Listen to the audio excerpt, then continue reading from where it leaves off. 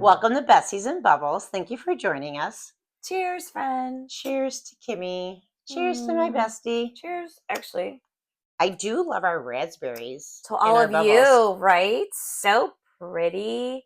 They're like very effervescent when you pour a little. Actually, you can see the bubbles in here. Yes. Pretty. I don't know if they can see our bubbles, but we have very bubbly bubbles. For sure. It's not every day that we get raspberries. So it's not every day we do bubbles. No. Honestly. Actually, our friends might think that. This is very true. I don't drink bubbles every day. I actually don't either. So there's that. Sorry to disappoint. Yes, it's not an everyday thing. Yeah. So, Kimmy. Yes. I thought Tracy. that we've heard a little bit of feedback from our friends. And one of the things that we have concentrated on is that we're Gen Xers, right? And so we have a lot of stories like how we grew up. You've all heard like we drank out of the garden hose, or we did. We drove around with no seatbelts. We did. Things like that. But some of the other things that are going away maybe shouldn't go away. Oh, like... And I don't know that everybody or the younger people know these things. That's all. And what are these certain things that you are alluding to? Well, we're going to call it etiquette. Okay.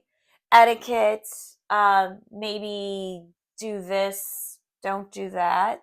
Yes. But it's kind of like also our pet peeves. Yeah, it's all subjective, but it's like what we think. So no, you don't think? When we Google stuff, these are rules. Well, okay. And how to treat other people. Okay. I actually agree with that. Well, part of the pet peeve, and I don't want to go off, but one of the pet peeves I actually have is the 2 spaces after the period. Do you know that is a Gen X thing? My kids do not believe that needs to be there. It's always 2 spaces. Nope. It's always 2 spaces. I'm just They're like, saying, Mom, why are you using periods? Because it's the end of a sentence. That's why. That's proper English, and that's how we grew up. But I know. Anyway. Did you have typing class? I absolutely had typing class. I got an A in typing class. Mr. Seaball gave me an A. Was he your gym teacher? No, he was a driver's ed. Wait. No, he wasn't a driver's ed teacher. He was a typing teacher. He also coached something. But yeah, okay, I don't know what else he did. I actually feel like those teachers that were in typing were either like your driver's ed or your PE teacher. Oh, yeah. Like it was an easy thing for them to teach. Yeah. Anyway. But our kids don't have typing classes anymore. No, they don't. They actually are expected to learn how to type because, well, let's face it, they have a device in their hands at age 2, probably. Do they? But they don't teach like typing? No, it's pecking. They peck on a computer? Yeah. Owen pecks? They peck. Oh, yeah. Well, because it's not a computer, because they all learn on iPads. I am going to call Brett Bushka right now. It's all iPads. All these kids peck? Well, because here's the thing. In high school, everything is on an iPad. Yes, so they literally, when they write their papers, it's all pecking. Now, I don't know how they convert. I can't do that. I have to be on a keyboard. Did your kids learn cursive? So, my oldest son did. My middle son, unfortunately, did not. And my youngest son did. Okay. Can your middle son read cursive? I don't know. That's actually can you read cursive? Yeah, I don't know. So I feel like where we are in the state of Illinois. Well, actually, I should ask you: did your older kids? The older ones did. Yes. Yes, the older ones did, and the younger ones didn't. But it was starting to come back. Yes. And so I don't know at what point they started to introduce it, and it may have been too late. But like, I think the only thing that any of my kids write in cursive is their name. Yeah. When they sign it. Yeah. Which also was hysterical when they actually had to sign their name, like on their driver's license, because I know for a fact my son didn't know how to sign his, like, how do I do this? I'm like, just sign your name. Right. And so I do feel, and that's a state thing, right? Yeah. So that's. Yeah. We weren't in control of it. I mean, I remember thinking, cursive is not going away. Right. Yeah. Why are we not doing this? Right. Right. But apparently they thought that was also a bad idea because they brought it back. But anyway. And that's, Yeah. You know. So anyway, we think, and it came actually from one of our, not callers, Tammy, not our caller, but somebody that we were talking to, is about etiquette, like do's and don'ts, not do's or don'ts, like right, things you should do and things you shouldn't do. You probably shouldn't do. So we did a little research. We did some research, and we then actually have our own. We do have our own take on this too. In dining, it's, do you wait if you have this has just happened actually in February. So we had Valentine's Day, and there were probably 12 people at my table.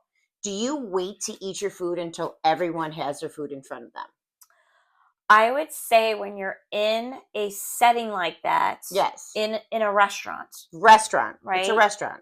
I think most people will try to wait until everyone is served, but I think from the restaurant perspective, they want you to eat your food when it's delivered, which is hot.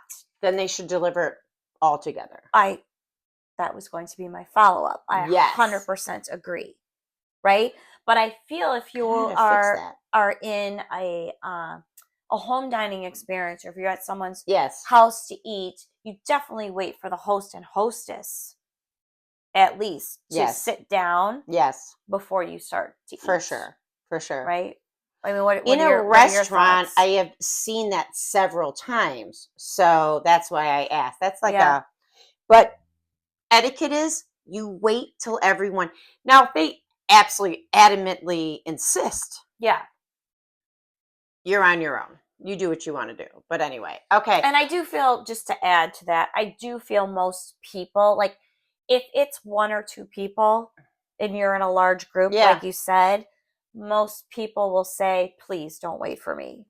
Go ahead. Yes. And that's a nicety. At our age. Yes. But a younger generation, do our kids know that you should wait until everyone gets their food? Are they like this?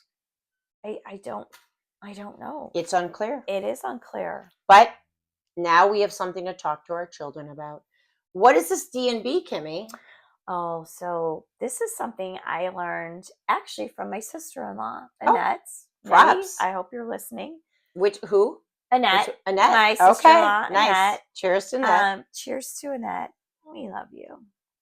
Oh, here. I didn't want to leave you hanging. We have to cheer. Mm-hmm. And then we sip to Annette. Yes.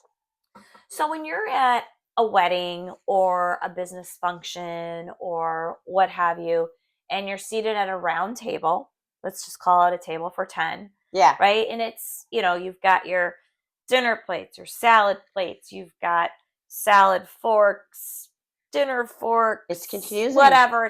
You've got so many different glasses, plates. Like, most people know, like, okay, I'm going to have a water glass and I'm going to have a bread plate. Right. And how do I know which is mine?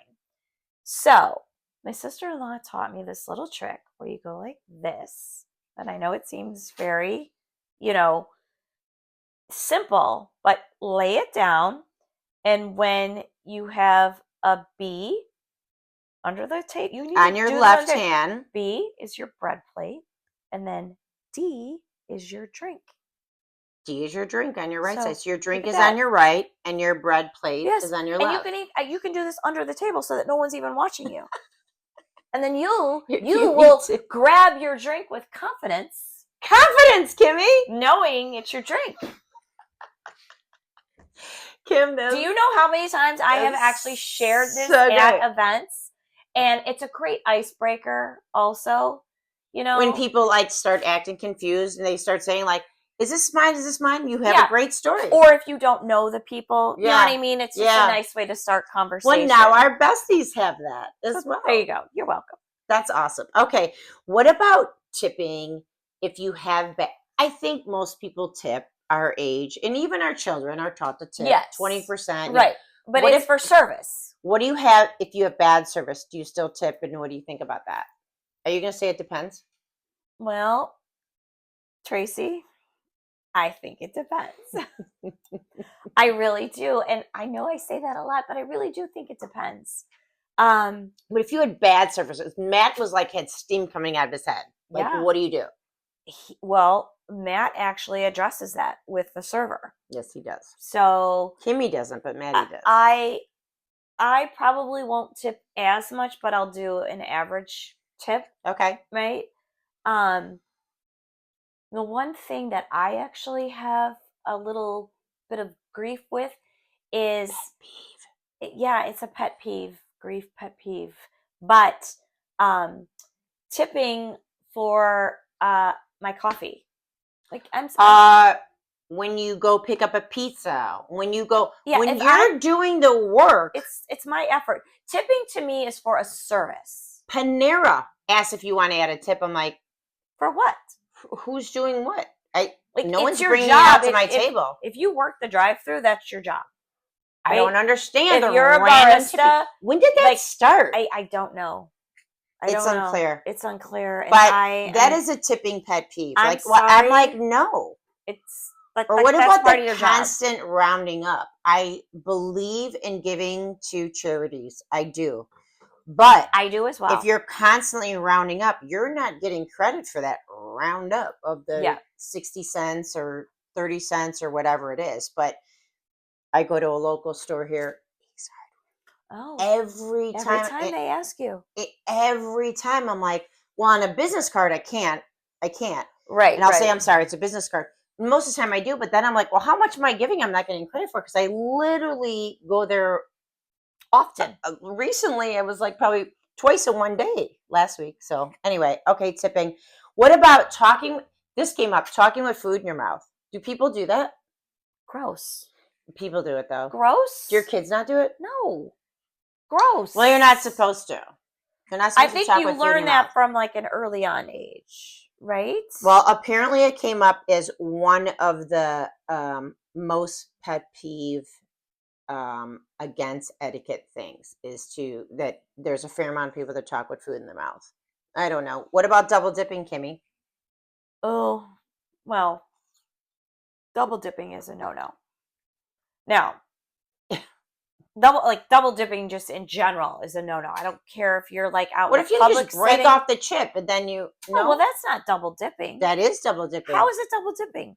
Could you scoop, bite, and then scoop again? That's double dipping. Oh no, I thought you meant you break the chip and then you scoop and eat and scoop and eat. No, but if I just break it off, it's not right. I suck on the end. Well, no. Okay. Well, what about if you take a bite of a carrot in a ranch dip, and then you turn it around and dip the other end in? That seems to be acceptable. Oh, well, I agree. But I mean, you want to not give your germs to other people. But again, I don't know that our kids know that is a faux pas. I know some children in my household don't know that, but they're boys and that's in the house. Obviously, the way to avoid this is to take some of it and put it on your plate so that you have it. Yes. Right. The other thing that came up in dining and eating out and stuff would be reaching across the table. You're not supposed to reach across anyone. You're supposed to ask them, could you pass that? Yes. So I think I don't think my kids would reach. I think they would say, could you pass me that? But that came up as a pretty often etiquette situation where people need improving. I do agree with that. Need to improve. I'm sorry. So what about drinking and this tapping? We talked about one of the things. Like, did you look it up? Are we supposed to tap when you do a cheers or a shot? So there are different thoughts on this, right? And I think, as Gen Xers, I think we were all like, yeah, rah, shot, Same thing with the next generation. They're like throwing it back. I don't care. In every generation, I'm sure. It really is, it's a cheers. It's maybe to pay homage to the bartender. When you tap. when you tap. I knew there was something with the tapping. Or to pay homage to maybe someone who you love is gone and not with us anymore. You don't have to say the name, you just cheers, and then if you tap, maybe like, you could, but okay. I mean, see, I think we didn't know last time when we talked about this, and now we looked it up. So now you have the same information we have. Now we know. Right. Okay. I've heard people say that they cannot, if you hold a glass up and you just have water, you can't toast. And then we looked that up, and that they said that's not true. Yeah. You can toast, I think, if you just have water. Right? I mean, yes. And then if you choose to tap, it's up to you. But you should customarily look at someone in the eye when you make a toast. That's should. True. You should. It's out of respect for that person. It is out of respect. And anybody else. And I hope there's not a lot of people, but yes, that is a thing. Okay. What about driving in the wrong lane? That is a huge etiquette issue. What do you mean driving in the wrong lane? If you're driving and you're slow and you're in the fast lane, that's a big thing. Okay, well, if you were to talk to my husband, he would have a lot to say about this. But the left lane is supposed to be the passing lane. You're not supposed to drive in that. It's the passing lane. But if you're the fastest one, aren't you always passing? Well, yeah, here's what I have to say. You pass in the left lane and then you move over to the right lane. Move at least to the middle. Right. And see if anybody wants to challenge you on the left. Well, it depends on how many lanes you're in, right? Yeah. If you're in 2 lanes, obviously you've got 1 lane. If you're in 3 lanes, I do feel the left lane is supposed to be the passing lane. And if you are not passing, right, then you shouldn't be in that lane. Get out of the left lane. Right? Okay. The other thing with driving that came up that was like, it got so many hits in bad etiquette is bad parking. Parking too close to one side or the other, taking up, 2 lanes, all that kind of stuff. And we know from our experience that is a very hot topic. So you should park correctly in between the lines if you want good etiquette. I think that's agree, what the lines are for, to know that. Sometimes I will say, if you are in an urban parking garage, like Chicago, New York, and it's difficult to get in the lines because they don't make the lines very wide. You just center yourself and you get in the center. Sometimes I think it's difficult, and for our friends that are listening that park in urban parking garages, you know what I'm talking about, especially if you drive an SUV. So apparently Kim is a bad parker. I didn't. Well, I will own up to that. In parking garages, for some reason, I have a really tough time parking in urban parking garages. Anywhere else, I'm fine. That's her disclaimer and her apology. But also share with me that I'm not alone. I don't think they make the spaces big enough. All right. Public issues. Walking on other people's grass. I didn't know this was a big thing. I don't care if anybody walks on my grass. You should never. But it came up as one of the number 1 topics as bad news. Yeah, it's not you never should walk across someone's property. It's grass. Doesn't You're matter. You're not walking through their flower beds. Doesn't matter. You shouldn't walk on their grass. All right. Wait, can I say? Sure. If you have to walk on the grass, walk on the parkway, because that is actually, if you walk on parkway grass, technically that is not the owner's property, right? It's the village, the city. But you pay taxes for I understand, but you don't technically own it. That's all I'm saying. Yes. Mm-hmm. So. And you remove snow on the park. Oh, yeah. I'm just saying. For sure. Okay. I'm just telling you, I didn't know that was like such a faux pas, but apparently it is. Don't walk on other people's grass. Eating smelly food on an airplane. We all know that. That's disgusting. Just don't do it. Don't do it. Also, talking on the phone on a speakerphone, whether it's on an airplane like FaceTime before you take off, or in any situation, they said that is store, bad etiquette. It's awful. What about the people with the earpieces? That's okay? Well, yeah, I feel because that. you can't hear the other person's Right. conversation. Okay, so It's yes. about the volume. Same thing with they say about loud music, like playing loud. I don't know when you're playing loud music in public, but unless you're like getting your car washed, but there's signs for that. But like, you know How what I about mean? this? I have been in situations where I have been at the nail salon. Oh, Okay, and someone has their phone on speaker and they're talking. I don't need to listen to your conversation at all. mm-hmm. I don't need to, nor do I want to. But is it okay if you're on the phone in the nail salon? Usually I'm not, but I have an earbud in case I get a call. Okay. Then I can talk, or I decline the call and say, "Hey, can I call you back?" Right. I just. But I do see a lot of people talking. I'm like, are you talking to me? Right. No, they've got something in But their I ear just that I think don't it's know. rude. I think okay. it's rude, and I think It that's is. a Gen Z thing where they feel it's totally fun because everything is FaceTime and they do everything on Yes. speaker. And they don't miss calls. They just take them. They just take them. They just think Right. it's So totally like I've fine. declined my son's call, my youngest son, right, who's a senior in high school, and he's FaceTiming me, and I declined the call, and he calls me. I'm like, dude, I'm getting ready to get in the shower. Like we're not FaceTiming each other right now. But I think that's what they do. So why was he just FaceTiming you for no reason? He just that Right. was instead of a call. Just, yeah. Okay. I always feel my kids don't usually do that. I feel like Gen Xers, if you want to FaceTime, will say, "Hey, yeah, can you FaceTime?" Right. Because we're respectful of your privacy. We might necessarily not want to see something. We're also not going to show up to your house unannounced. I mean, that's a whole nother thing. Maybe. In a really funny comedy skit too. But yeah. Anyway, okay. This just happened to me 2 weeks ago. Blocking a door, or hallway, or a walkway, like just not being self-aware.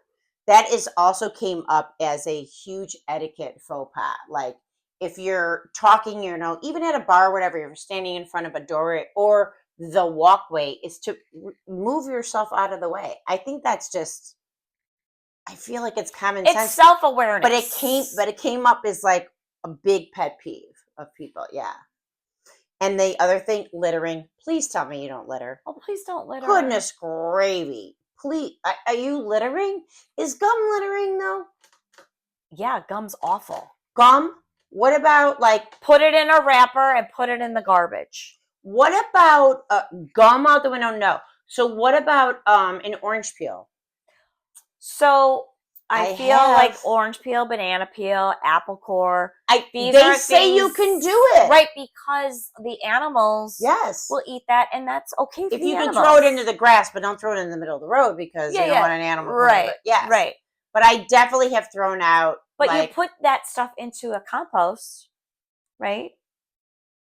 Do you have a compost? I don't have a compost, but I grew up with a compost. We have you friends. Grew up with a compost? My dad had a compost. I never had a compost. But that's what I'm saying is those things can be part of a compost. We have friends that have composts, and so I would say yes, you could do that. I will tell you, there is nothing more infuriating than someone throwing a bag of garbage out the window at a red light. It's disgusting. I'm appalled. I actually would take a picture of their driver's license. And do what with it? I don't know. Yeah. Just be like, I saw what you were doing last night. I saw you were doing last night. Okay.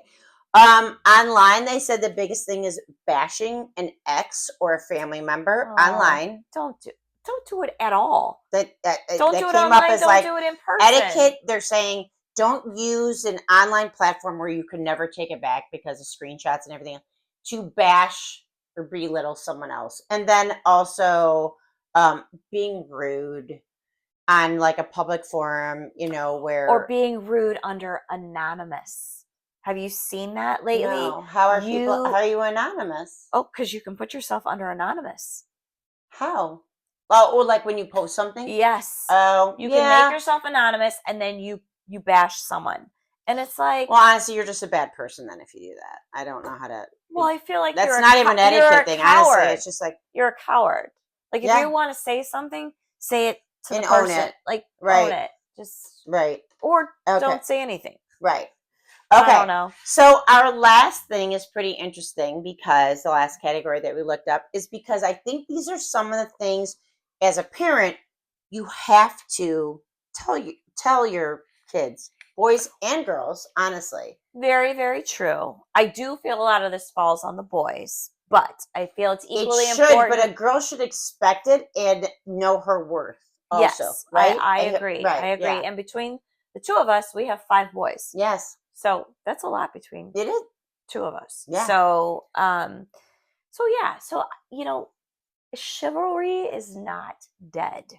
It's not that. It's kind. I think It it's kindness, honestly. it's It's not even kind, like, it's loving. yeah, It's just it's being a sweet. gentleman is not meaning that you're not masculine.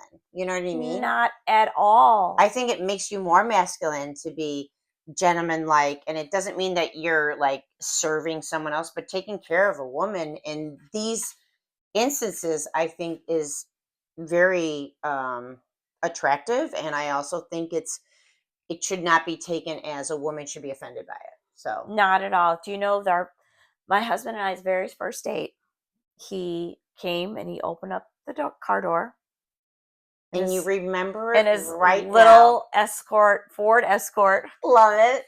and and closed the door. And that's very, and you know what? He actually still does that to this day, Yes, that's very over sweet. 30 years Very sweet. later. So I think that women appreciate it.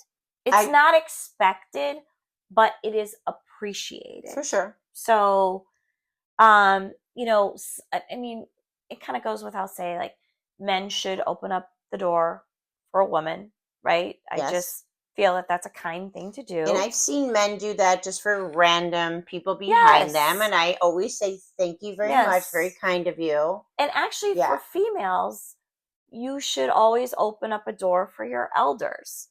So, mostly for an elderly woman, right? Yes. So if you are going into the bank or the grocery store or wherever where it's on an automatic door, as the younger female, you should open up the door. Okay. For that's the elder. Etiquette. Okay, great. I'm down for that. Yeah, I mean, I've done that. Yeah. Yeah. So, one of the things we've talked about, again, this is in an urban setting, not so much in a suburban setting, is the revolving door. Right? We see revolving doors in urban settings all the time. Anywhere, though. But yeah, the etiquette, as we just described about men holding the door first and let the woman walking through, in a revolving door, the man should push the door. It's opposite. It's opposite. It's etiquette for a man to go first and do the pushing, and then the woman comes behind so they don't have to touch the door and they don't have to push the door. Yes.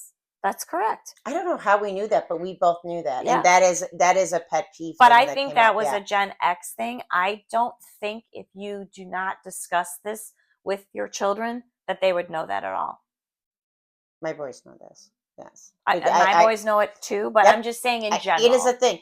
It's to walk ahead when there's a revolving door and say, let me do this. And then they follow behind. Right. Yeah. It's almost like when there's a puddle. I think that's so sweet. When there's a puddle, love gentlemen. Right? When there's a puddle and the gentleman puts their jacket down. Who's putting their jacket down? Well, listen, if it's your husband, I don't want to be washing that. I don't want you to put your jacket down. I know, but that goes Let's along. Let's just walk around the puddle. It goes along that same genre. It does. For sure. That necessarily doesn't. Don't throw your jacket down for me. But you can push the door open. Yes. For the woman. Okay. And then other gentleman thing that you think that this is a big thing actually. Oh. Tom definitely made this a priority is when you were walking with a woman, you would on a street, on a sidewalk, you would walk on the side of traffic and put the woman on the inside. On the inside, yes. And I don't know that a lot of men our age or younger know that, but that is an etiquette thing. It absolutely is. And it's just a kindness. You don't even have to be holding hands, but like you just move them to the inside. Yes. Yeah. Yes. And I would also say for women that are walking with their children, I think it's just a natural instinct. Absolutely. You would put your child to the inside. Absolutely. Because you're protecting them. Yes. Opening up the car door we talked about. walking you to the car. I've been on a lot of dates where I would think most of the time I could tell you that most guys walk me to the car. I think that's cute. Absolutely. And you know what? My youngest son actually, when his girlfriend comes to the house, walks out to greet her.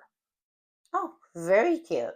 Like, he opens up the garage door, he walks to her car to greet her, to then help her entrance into the house. Maybe he wants Not to smooch her and not not in front of you. I mean, yeah, we have cameras all over the place. Not that I'm just saying that I think Maybe that it's smoochy. I Maybe think it's that is smoochy very poo. kind as Yes. well. I just do. It is an etiquette thing to do for a gentleman to definitely walk the female to the car if they didn't obviously come in the same car. And then also there's like that whole jacket when they're chilly or if they need Oh, something, you know what I absolutely. mean? That's all just about being a gentleman that I'm just not sure that the next generation has it. And it's our responsibility to like help them get it, you know? I think it is because Or it's going to go away entirely. Well, and we started this with chivalry is not dead, and It's I really not dead. do feel it's not dead, but we have to talk about these things to make sure that the next generation understands that they need to be continued. Right? So now it's up to you. You have to talk to the people in your life or your children, your boys, about being a gentleman, or that, because these are things that are almost extinct. Like the elephants that Kimmy wants to eat one bite at a time. Right. But you know, we're not going to do that now. Well, we can't do that. Thank you for watching. We appreciate you guys. We do. We and love thank you for so the good much. topic that was suggested to us. And we learned a little bit about ourselves, but hopefully you can move this information to people that you love in your life. Cheers, bestie. Cheers to Besties and Bubbles. And Bubbles. Cheers. Ooh, the raspberries are yummy.